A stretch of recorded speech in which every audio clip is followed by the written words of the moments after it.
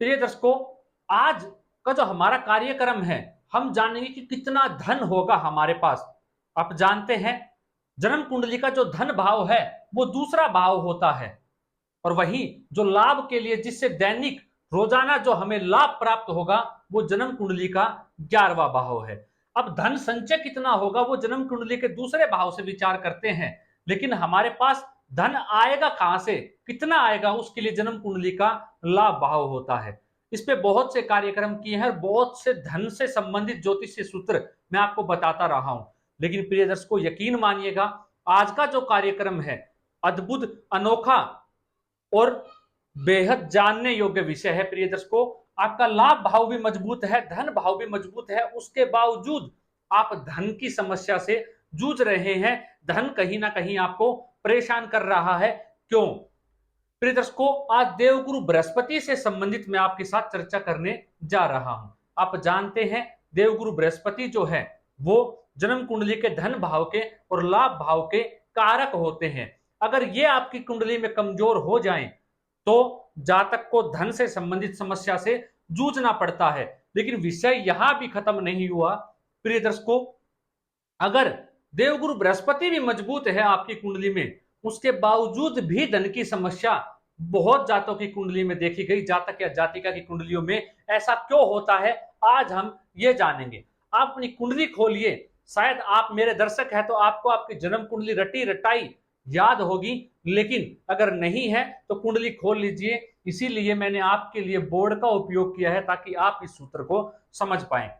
जहां भी आपकी कुंडली में देवगुरु बृहस्पति बैठे हों, ये मैंने काल पुरुष की कुंडली ली हुई है, आपकी कुंडली, आपका लगन कोई भी हो सकता है, उससे मतलब नहीं है। प्रिय दर्शकों, ये आपको समझाने के लिए, क्योंकि यूट्यूब एक ऐसा प्लेटफॉर्म है जहां आए दिन नए दर्शक आते ही रहते हैं और वो इस विषय को समझ पाए।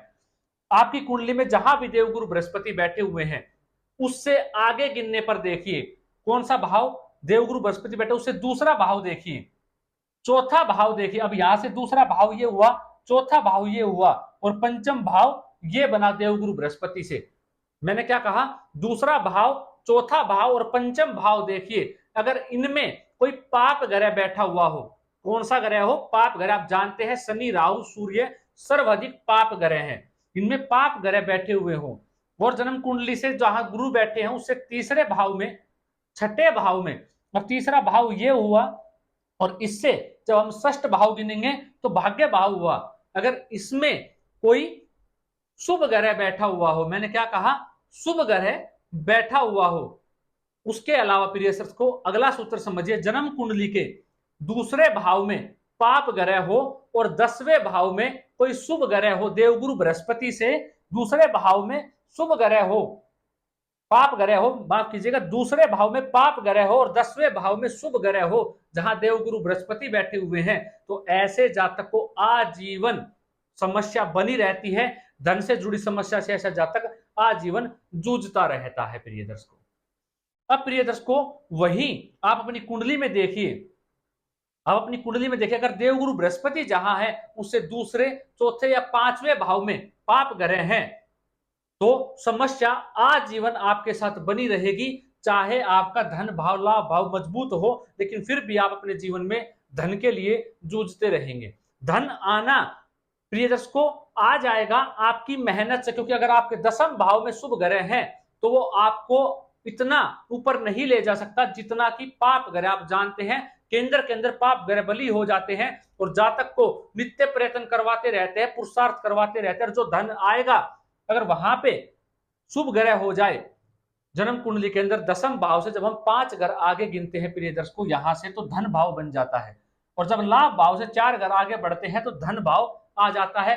तो लाभ हमने जो कमाया उसका सुख, और जो पुरुषार्थ से हमने धन कमाया उससे 5 घर आगे बढ़े, उसका ज्ञान, पुरुषार्थ से कमाए हुए पैसे को हम कैसे इन्वेस्ट करें या उसको कैसे बढ़ाएं, ये भी बड़ा ही बुद्धि का काम है। प्रिय दर्शकों, आप ये जानते हैं, तो जो आपका पुरुषार्थ से, जो आपके कार्य से, आपके कर्म से पैसा आया, उसने अपने ज्ञान से आपने उसको कहां इन्वेस्ट किया, कहां से बढ़ाया। तो इसलिए कहा देवगुरु बृहस्पति जहां बैठे हैं उससे 10 घर आगे जाने पर अगर कोई पाप ग्रह है और देवगुरु बृहस्पति से दूसरे भाव में कोई शुभ ग्रह है, तो ये धनदायक योग है। ऐसा जातक जीवन में धन दिन रात चौगुनी तरक्की करता है। अब प्रिय दर्शकों, आप ये देख लीजिए, जहां देवगुरु बृहस्पति बैठे हैं उनसे 3 घर आगे और छठे भाव के अंदर कोई पाप ग्रह हो, तीसरे और छठे भाव के अंदर कोई पाप ग्रह हो, तो भी ऐसा जातक अपने जीवन में खूब धन अर्जित करता है। अब वही दूसरे, चौथे और पांचवें भाव में देवगुरु बृहस्पति से कोई शुभ ग्रह बैठे हो, तो भी ऐसा जातक अपने जीवन में खूब श्रेष्ठ धन अर्जित करता है। अब ये सारे सूत्र जो मैंने आपको बताए हैं, ये हर कुंडली में लागू नहीं हो सकते। अब आप ये देखिए कि देवगुरु बृहस्पति जहां है उससे दूसरे, चौथे या पांचवें भाव में शुभ ग्रह है, बाकी तीसरे या छठे भाव में कोई शुभ ग्रह नहीं है या पाप भी नहीं है, तो भी ये सूत्र लागू हो जाएगा, आपको धन दिलाएगा। या देवगुरु बृहस्पति जहां बैठे उससे दूसरे भाव में कोई शुभ ग्रह हो लेकिन कोई पाप ग्रह नहीं होना चाहिए, दसम भाव में देवगुरु से कोई पाप ग्रह हो, तो भी ये सूत्र लागू हो जाएगा, तो भी आपको धन दिलाएगा। अब आप समझ गए होंगे मैंने क्या समझाया। देवगुरु बृहस्पति जहां बैठे हैं उससे दूसरे भाव, चौथे पांचवें में अगर कोई ग्रह हो तो वो शुभ ग्रह हो, नहीं तो चाहे कोई भी ग्रह ना हो। और देवगुरु बृहस्पति से तीसरे और छठे भाव में अगर कोई ग्रह हो तो वो पाप ग्रह हो या कोई ग्रह ना हो, शुभ ग्रह ना हो, तो उससे देवगुरु को कमजोरी आती है, देवगुरु का जो बल है वो कमजोर पड़ता है। अब उससे आगे क्या कहा, देवगुरु बृहस्पति जहां बैठे उससे दूसरे भाव में शुभ ग्रह हो, पाप ग्रह ना हो, और दसम भाव में देवगुरु बृहस्पति से हो तो कोई पाप ग्रह हो तो भी अच्छा रहता है, शुभ हो तो भी अच्छा है, लेकिन धन भाव में देवगुरु बृहस्पति से दूसरे भाव में शुभ ही ग्रह हो। आशा करता हूं प्रिय दर्शकों, इससे आसान तरीके से मैं आपको नहीं समझा सकता, मैंने पूरा प्रयत्न किया है ताकि आप इस सूत्र को समझ पाए। अगर ये योग आपकी कुंडली में है या ये सूत्र आपकी कुंडली में लागू हो रहे हैं, तो ऐसा जातक अपने जीवन में खूब धन, मान सम्मान और दिन रात चौगुनी तरक्की करता ही चला जाता है। और कहीं उसका धन भाव और लाभ भाव भी बली हुआ और देवगुरु बृहस्पति भी बली हुए और ये सूत्र लागू हो गए, तो ऐसे जातक के पास प्रचुर मात्रा में धन होता है। आशा करता हूं ये कार्यक्रम आपको आनंद देने वाला रहा होगा। आज के लिए इतना ही, इजाजत दीजिए मुझे। नमस्कार।